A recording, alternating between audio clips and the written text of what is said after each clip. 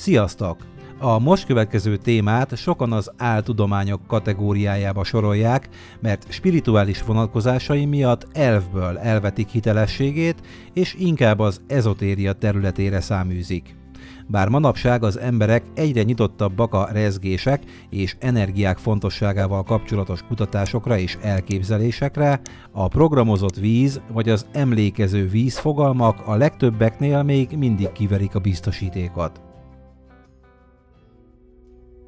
Dr. Masaru Emoto, japán kutató 1943. július 22-én született Japánban, Yokohamában, és nemzetközi elismerést szerzett az emberi tudatosságnak a víz molekuláris szerkezetére gyakorolt hatásáról szóló tanulmányaival és kísérleteivel.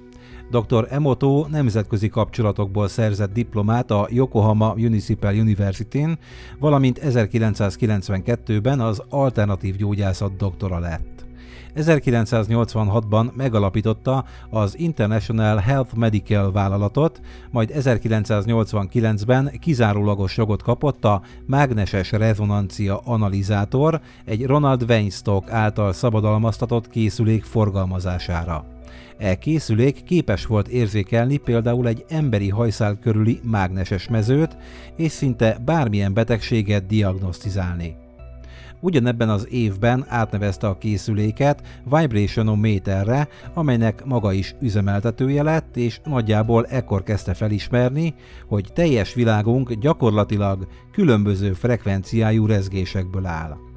Ezzel a felismerésével egyébként már ekkor sem volt egyedül, hiszen többek között Nikola Tesla az utóbbi évszázadok egyik legzseniálisabb elméje és feltalálója is azt mondta, hogy ha meg akarod találni az univerzum titkait, gondolkodj az energia, a frekvencia és a rezgés fogalmaiban. Ahogy, mint említettem, minden rezgésekből és energiákból áll, így az olyan megfoghatatlan fogalmak is, mint a gondolatok és érzelmek. Dr. Emoto kutatásai elsősorban arra irányultak, hogy ezek hogyan befolyásolják a víz fizikai tulajdonságait. Feltételezte, hogy a vízmolekulák képesek információt tárolni és továbbítani, és hogy ezt az információt külső ingerek, beleértve az emberi tudatot is, befolyásolhatják. Azt állította, hogy ha a vizet pozitív vagy negatív érzelmeknek, zenének, sőt még az írott szavaknak is kitesszük, az megváltoztathatja a molekuláris szerkezetét, ez pedig a víz viselkedésében és megjelenésében is különbséget eredményez. Dr. Emoto egyik leghíresebb kísérlete során desztillált vizet tett ki különböző típusú zenéknek, gyakorlatilag meghallgattatta őket a vízmintákkal. Ezeket a mintákat aztán lefagyasztotta, így a jégé alakult vízmolekulák kristályszerkezetét egy mikroszkóp segítségével már elemezhette. Megfigyelte, hogy a klasszikus zenének kitett vízminták gyönyörű és szimmetrikus kristályos szerkezeteket alkottak, míg például a heavy metal és más típusú negatív zenének kitett minták torz, kaotikus szerkezetűek voltak. Egy konkrét kísérletben egy szerelmi szakításról szóló dalt játszottak le a víznek, az eredmény pedig megdöbbentő volt. A fagyott víz kristályai szinte ketté voltak törve. Egy másik kísérletben pozitív és negatív jelentésű szavaknak tették ki a desztillált vizet. Dr. Emoto olyan szavakat írt vízzel teli palackokra, mint a szeretet és a hála, míg más palackokra olyan negatív szavakat írt, mint a gyűlölet és a félelem. Megállapította, hogy a pozitív szavaknak kitett víz molekulái gyönyörű, szimmetrikus, rendezett kristályokat alkottak, míg a negatív szavaknak kitett víz molekulái torz, csúnya és rendezetlen kristályokat. További eltérések mutatkoztak az azonos jelentésű, ám eltérő nyelveken megjelölt palackok vizei között. Azaz, más kristályszerkezetet alkotott a szeretett japán, és mást az angol megfelelőjével felcímkézett palack vízmintáiban. Emoto virágaromákkal és virágkivonatokkal is kísérletezett. Ezek szintén egyedi alakzatokba rendezték a vízmolekulákat attól függően, hogy a virágok szirmai milyen formájúak voltak, milyen jellemzőkkel bírtak. Munkássága kiterjedt az ima és a szándék vízre gyakorolt hatásának tanulmányozására is. Megállapította, hogy a víz pozitív szándékoknak és imáknak való kitétele a víz jobb minőségét eredményezheti, míg a negatív szándékok és átkok ellenkező hatást fejthetnek ki. Egy kísérletben Emoto professzor vízmintát vett egy tóból, amelynek egyik részét lefagyasztotta. A fagyott molekulák meglehetősen amorfok és szabálytalanok voltak. Amikor ugyanezen vízminta másik része mellett egy pap imádkozott, a minta lefagyasztása után a mikroszkóp alatt teljesen szabályos, szép kristályrács tűnt fel. Amikor Emoto arról kérdezte az imádkozó atyát, hogy mire gondolt az ima során, az atya azt válaszolta, hogy a szerencse 7 istennőjének szellemét hívta meg. A professzor ezen elképett, mivel a minta egy hétszögletű alakzatot vett fel, olyat, amelyet előtte még egyetlen kísérletében sem látott. Tehát Emoto gyakorlatilag azt is bebizonyította, hogy a gondolatoknak teremtő erejük van, akár pozitív, akár negatív gondolatokról beszélünk, és mindez remekül kimutatható a víz kristályaiban. De ugyanez igaz a kimondott szavakra is, emiatt lehet valós hatása az imáknak, illetve a buddhisták mantráinak. Úgy vélte továbbá, hogy a víznek memóriája van, ami azt jelenti, hogy képes információt megtartani és továbbítani más vízmolekuláknak.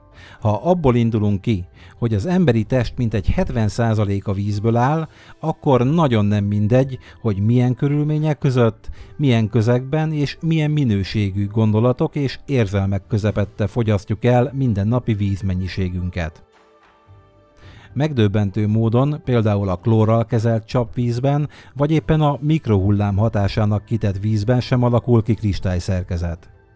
Emoto egy másik érdekes kísérlete a rizs kísérlet, amelyet bárki könnyedén kipróbálhat otthon, illetve YouTube-on is találsz pár videót olyanoktól, akik már kipróbálták. E kísérlethez nem kell más, csupán főtt rizs, amelyet különböző pozitív és negatív szavakkal felcímkézett befőttes üvegekbe osztunk szét, majd lezárjuk őket. Azonos helyen, azonos körülmények között tárolva őket, hogy egyforma feltételek vonatkozzanak rájuk, adott idő alatt a rizs különbözőképpen fog megváltozni az üvegben attól függően, hogy pozitív vagy negatív szavakkal vannak megcímkézve. A szeretet, love szavú üvegben lévő rizs szemmel láthatóan szép maradt, míg a gyűlölet, hate szavú üvegben lévő rizs megpenészedett. Ha esetleg kipróbálod ezt a kísérletet, kérlek kommentben mindenképpen írd le, hogy mi lett a végeredménye. A kvantumfizika bizonyította, hogy az egész világegyetem rezeg, és hogy minden létező dolog saját, egyedi frekvenciájú rezgést kelt. Minden egyes gondolatnak megvan a maga frekvenciája egy adott hullámhossz, ami kifejeződik testünk minden sejtjében, hiszen az élő szervezetek nagy része vízből áll. 1989-ben Warren G. Hammerman arról írt, hogy az emberi test szerves anyaga olyan frekvenciájú hangot gerjeszt, amely 42 oktávval a középső C feletti hangnak feleltethető meg, azaz ez a hang egy 570 milliárd hertzes rezgés. Tehát ez a tudományos alapja annak, mikor arról beszélünk, hogy érzelmeink megváltoztatják testünk rezgését, amit adott esetben embertársainkon is megérzünk. Az érzelmek hatására bekövetkező mérhető változások tudományos bizonyítékaival foglalkozik többek között a HeartMath intézet is. Mindannyian átéltünk már olyan lelkiállapotváltozást, amikor levertek, kedvetlenek voltunk, de amikor kaptunk egy jó hírt, vagy jött egy pozitív változás, életkedvünk, energiánk egy szempillantás alatt visszatért, és ennek eredményeképpen egészen más hatással voltunk a környezetünkre. Ahogyan dr. Emoto és a HeartMath intézet munkatársai is rájöttek, ez a magas rezgésszint olyan magas szintű érzelmekkel érhető el, mint például a szeretet és a hála. Sőt, a kutatók állítása szerint a hála kétszer erősebb érzelmi hatást kelt, mint a szeretet. Dr. Emoto élénken érdeklődött dr. Rupert Sheldrake morfogenetikus mező elmélete iránt is, hiszen a vízkristályokkal végzett kísérlete nem más, mint a morfogenetikus mező rezonanciájának szabad szemmel láthatóvá tétele. Dr. Emoto munkáját számos tudós kritizálta, mert szerintük kísérletei nem voltak tudományos alaposságúak. Állításait a mainstream tudomány nem támasztotta alá, és a víz tulajdonságairól szóló elméleteit a tudományos közösség nem fogadta el.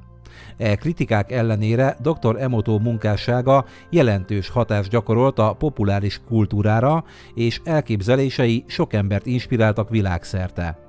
Sokan átvették elméleteit és gyakorlatát, többek között a vizes palackokon pozitív szavakkal ellátott vizet isznak és használnak, valamint klasszikus zenét játszanak, hogy javítsák az otthonukban lévő víz minőségét. Munkája így a spiritualitás, a természetgyógyászat és a holisztikus gyógyítás területére is hatással volt. Dr. Emoto a vízzel kapcsolatos kutatásai mellett termékeny szerző is volt, számos könyvet írt elméleteiről és eredményeiről. Legnépszerűbb könyvei közé tartozik a Víz rejtett üzenetei, a Víz valódi ereje és a Víz csodája című kötetek. 2005-ben megalapította az Emoto Peace Project-et, egy non-profit szervezetet, amelynek célja a világbéke előmozdítása volt a pozitív gondolkodás és a szándék ereje révén. A szervezet arra ösztönözte az embereket világszerte, hogy pozitív szándékokat és békéért szóló imákat küldjenek a vízforrásokhoz, abban a reményben, hogy a béke és harmónia hullámhatása az egész világon elterjed. Kutatásai mellett a professzor keresett előadó és tanár is volt, és beutazta a világot, hogy megossza másokkal elképzeléseit és eredményeit. Karizmatikus személyiségéről volt ismert, és arról, hogy képes volt kapcsolatot teremteni az élet minden területéről érkező emberekkel. Dr. Emoto Masaru 2014. október 17-én elhunyt, ám munkája és elképzelései halála után is tovább inspirálják az embereket szerte a világon. Hagyatéka az emberi tudatosság erejének és a természetben rejlő, életünket gyógyító és átalakító potenciálnak a bizonyítéka. Most pedig következzen Emoto különböző hatásoknak, szavaknak, zenéknek, imáknak kitett vízkristályairól készült fotóiból egy bővebb válogatás. A természetes vizek vízkristályai. A Sanbu Ichi Yusui forrásvíz, Japán, Yamanashi prefektúra. A Fuji folyó vize, Japán, Shizuoka prefektúra. A Lourdes Szentkút vize, Franciaország. Jég az Antarktiszról. Meggiortó, Svájc. Mount Cook Gletscher, Új-Zéland. A Simantó folyó közepéből vett minta, Japán, Kochi prefektúra. A Saijo forrásvíz, Japán, Hiroshima prefektúra. Az Amazonas folyó, Dél-Amerika. A Huilo vízesés, Chile. Titicaca-tó, Peru. Antipolo, Fülöp-szigetek. Bajkál-tó, Oroszország. Motoszukó-tó, Japán, Yamanashi prefektúra. Biwako-tó a legnagyobb tó Japán központjában és a Kinki régió víztározója. A szennyezés itt egyre súlyosabb. A japán Jodo folyó az Oszakai öbölbe ömlik. A folyó áthalad Kasai legtöbb nagyvárosán. Különféle zenékre pedig ilyen kristályok képződtek. Csajkovszky, Hattyúk tava. Pachelbel, Kánon. Johann Strauss, Kék Dunakeringő. Sarasate, Zigeunerweisen. John Lennon, Imagine. Beethoven, Sors szimfónia. Bach, G-dur suite. Mozart 40. G-moll szimfónia. Debussy egy faun délutánja. Debussy a tenger.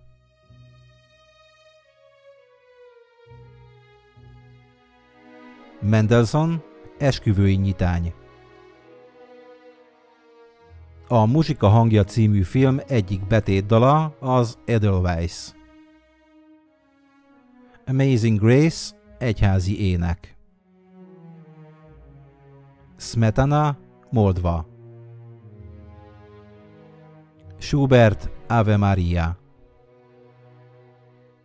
Jon Ivanovici a Duna hullámain. Vivaldi 4 évszak tavasz.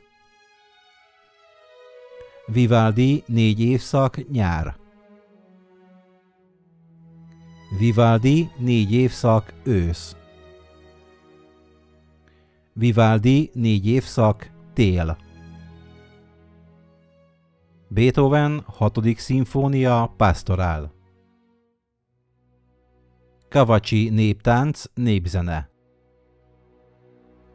Elvis Presley Heartbreak Hotel, azaz Szívfájdalom Hotel. A különböző szavak pedig ilyen hatással voltak a vízkristályokra. Szeretet és hála. Őszinteség. A férj és feleség szeretete. Boldogság. Udvariasság. Remény. Nem tudom megtenni. Meg tudom tenni. Örökké valóság. Tisztelet.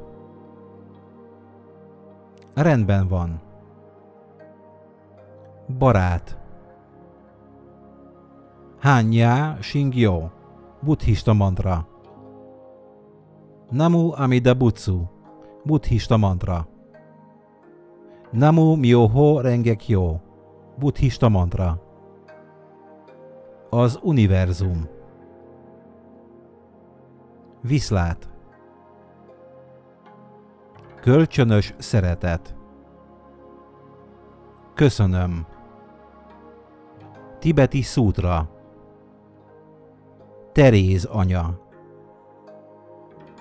Igazság. Béke. Lélek. Angyal. Adolf Hitler. Undorodom tőled. Gonosz. Te bolond. A palackokra ragasztott különböző fotók hatásai a vízre. Cseresznyevirágok. Delfinek. Elefánt. Szív. Lótuszvirág. Egy egyiptomi piramis. Egy maja piramis Mexikóból. Egy moai szobor. A Fuji-hegy. Sedona, Amerika. A Haitate szentély, Japán. Plejádok. Az imák pedig így befolyásolták egyes vizek molekuláit. A Fuji varagát vize egy buddhista szerzetes imája előtt és imája után. Tokió csapvize azelőtt, hogy 500 ember küldött szeretet energiát felé Japán különböző pontjairól, és utána. A Watarase vízgyűjtő medencéjének vize az ima előtt és ima után. Egy japán általános iskola csapvize az ima előtt és ima után. A Hiroshimai Béke Emlékpark csapvize az ima előtt és ima után. A japán Bivató vize az ima előtt és után. A koreai Buangát vize az ima előtt és ima után. A brazíliai Carapicuíba-tó vize az ima előtt és ima után. Amint láthattad, valóban látványos hatással lehetünk a vízre, és sokan emiatt intelligensnek gondolják azt. Én személy szerint úgy gondolom, hogy a szavakhoz és zenékhez társított gondolatok és az érzelmek által kiváltott rezgések frekvenciái azok, amelyek ténylegesen befolyásolják a víz molekuláit. Tehát aféle közvetítők vagyunk a víz felé, amelynek kristályaiban saját érzelmeink és gondolataink öltenek testet. Kíváncsian várom, hogy te mit gondolsz erről, szóval kommentként kérlek mindenképpen írd le. Nos, remélem érdekesnek találtad a videót, ha igen, mindenképpen lájkold. Nézd vissza korábbi videóimat is, mert biztosan találsz még számodra érdekeset. Iratkozz fel, ha tetszett az, amit láttál, és akkor nem fogsz lemaradni a soron következő tartalmaimról. Köszi a figyelmet, sziasztok!